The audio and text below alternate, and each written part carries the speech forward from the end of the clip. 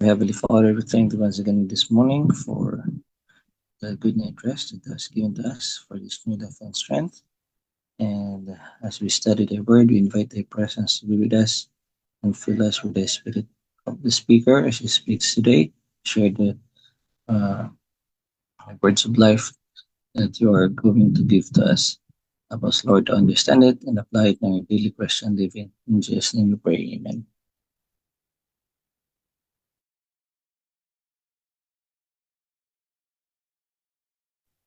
Magandang umaga po sa ating lahat and welcome po sa ating daily morning devotional.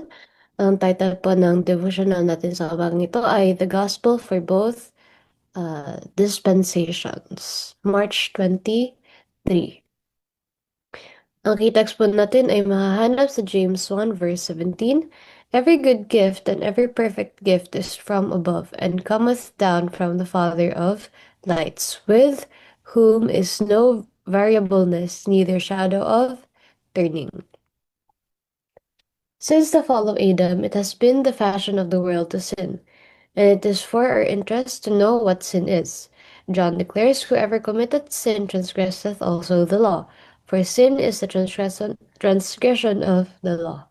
So, ever since nahulog si Adam sa temptation, ay naging fashion or naging trend na or naging normal na para sa mundo na magkasala. And paano ba natin ma-define itong kasalanan na ito? Sinabi ni John na ang kasalanan ay ang paglabag sa kautusan. Dahil kung walang kautusan, paano natin malalabag paano magkakaroon ng kasalanan? So, kailangan natin i-keep in mind na may ah, batas, may law.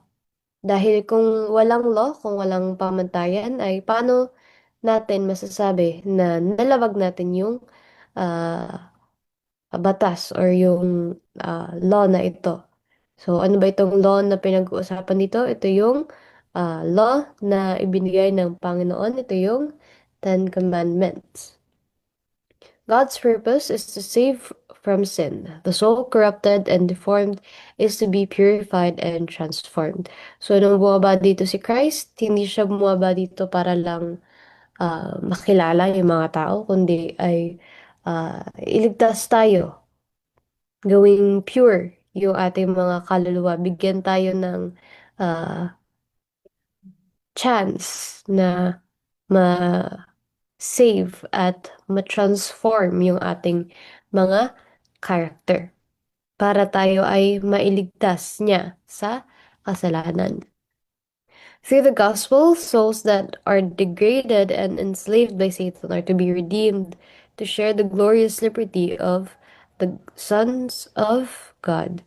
So, sa pamamagitan ng gospel, sa salita ng Panginoon, ay yung mga kaluluwa na na-enslave ni Satan na napaniwala niya na kung ano yung sinasabi niya ay tama ay sila ay magiging redeemed at they will also share the glorious liberty na the sons of God have. The gospel is the power and wisdom of God. So, ayun nga po, ano, this defines kung ano yung gospel na sinasabi. At ang gospel nito ay yung salita ng Panginoon at ang salita na ito, it contains yung kapangyarihan at kaalaman at karunungan ng Panginoon. Christ had been sent to earth to represent God in character. He himself was the gospel. So, ayan nga po, si Christ mismo yung gospel, siya mismo yung word. Katulad nga po ng sabi sa John 1:1, 'di ba? In the beginning was the Word, and the Word was God, and the Word was God. So, ang Panginoon, He was Christ, si Jesus Christ, He was sent dito sa lupa para magkaroon ng representation ng character ng Ama. Many who claim to believe and to teach the gospel set aside the Old Testament scriptures, of which Christ declared, "They are they which testify of me." In rejecting the old, they virtually reject the new, for both are parts of an inseparable whole. No man can rightly present the law of God without the gospel, or the gospel without the law.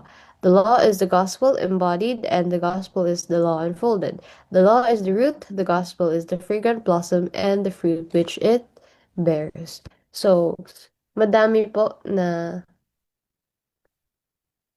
mar marami ang nagki-claim or may mga tao talaga na naniniwala sa Bible pero they disregard the Old Testament dahil sabihin nila ay lipas na ito.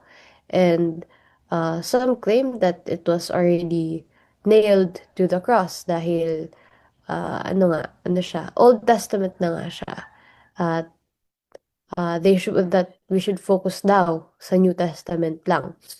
Pero yung Old Testament, sabi nga sa John 5:39, siya yung testimony ng kung ano kung ano si Christ. And kapag nireject natin yung Old Testament ay para na rin natin nire-reject yung New dahil dahil itong dalawang ito ay they are intertwined. So, hindi natin mare-represent or hindi natin maibabahagi na maayos ang New Testament kung wala ang Old Testament. Dahil ah, ito yung root, 'di ba sa puno or sa isang halaman, yung root, yung foundation, at kung ano man yung bunga nun ay yun yung law. Yun yung gospel. He who proclaimed the law from Sinai and delivered to Moses the precepts of the ritual law is the same that spoke the Sermon on the Mount. The teacher is the same in both dispensations. God claims God's claims are the same. The principles of his government are the same, for all proceeded from him, with whom is no variableness, neither shadow of turning. So, kung sino man po yung nagbigay ng kautusan or ng Ten Commandments dun sa Sinai, at kung sino yung nagbigay ng ah, kautusan na ito kay Moses, ay siya rin yung same na nagbigay or nagsalita doon sa mountain or yung sa the Sermon on the Mount, di ba? So, sa lahat ng scenario na yon ay iisa lang yung nagbigay. And lahat ng claims ng Panginoon ay pareho lang, hindi siya nagbago at yung principles ng kanyang government mula noon hanggang ngayon ay ganun pa rin. So, hindi siya nagbago.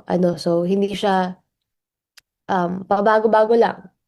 So, meron siyang solid na foundation, meron tayong uh, unwavering, unchangeable na uh,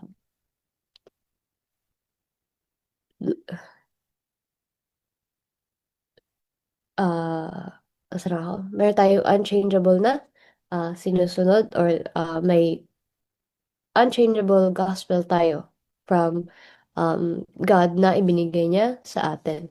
The gospel of the New Testament is not the Old Testament standard lowered to meet the sinner and save him in his sins. God requires all of his subjects obedience, entire obedience, all his commandments.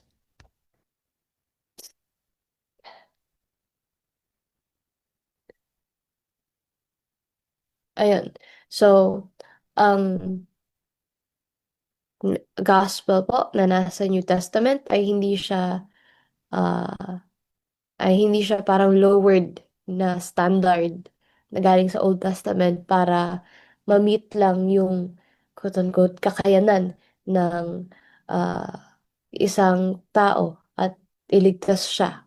So ah, hindi nagbago yung kautusan, hindi nagbago yung standard in which we have to meet para tayo ay maligtas. dahil ayun nga, God is constant, ano, hindi siya pabago-bago, and He requires all of us na sumunod dun sa standard na kanyang ibinigay. Um, he expects us to obey his entire uh, to have entire obedience sa kanyang kautusan, sa kanyang commandments. So, ayun po ang mensahe natin sa umagang ito. Magandang umaga po sa atin lahat, and God bless.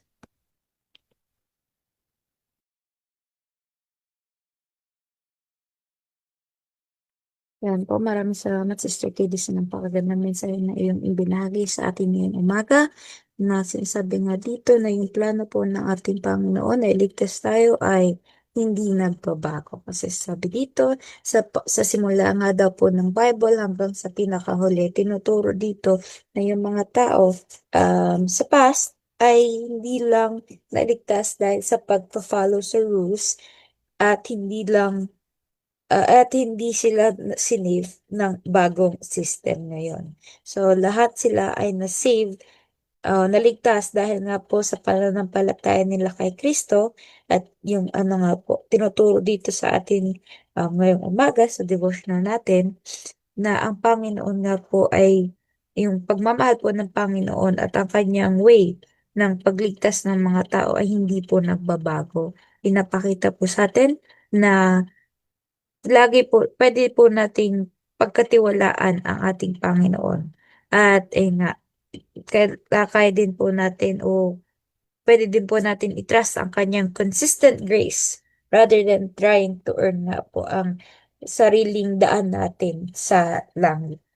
Na ay nga po, ginagamit natin ang human effort instead nga po na manampalataya po tayo kay Kristo. So, ayun po, ayun ang devotion natin sa umagang ito. Kaya ngayon po ay tayo ay dumako na sa ating closing song, to be followed by the closing prayer of our speaker.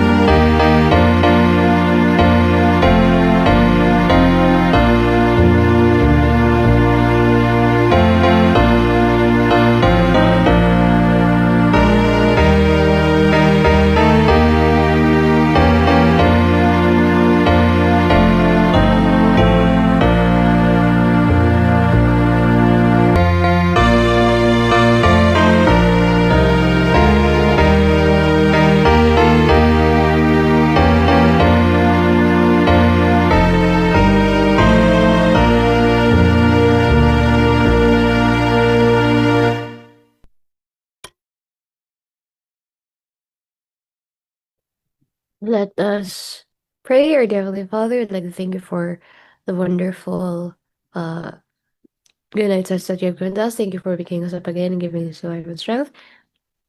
Thank you also for the message that you have given to us this morning. May it be engraved in our hearts and minds, and may it be shown in our lives. And please also heal the sick. Please touch them with your healing hands, and please forgive us from the sins that you have done.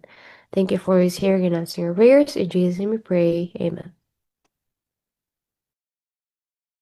Amen. Ayan, maraming salamat po, Sister KB, sa pagdud ng ating closing prayer and sa pag-share ng mensahe sa ating ngayong umaga. And maraming salamat din po sa mga kasama natin dito sa Zoom and sa mga nanonood po sa Facebook Live. Sana po samahan niyo kami muli mamayang gabi para na alas 6 ng gabi para pa sa ating daily evening devotional and bukas po ng umaga para po sa ating daily morning devotional ng alas 5 ng umaga. So, dito po nagtatapos ang programa natin sa umagang ito. Kaya once again, good morning po sa ating lahat and God bless us all.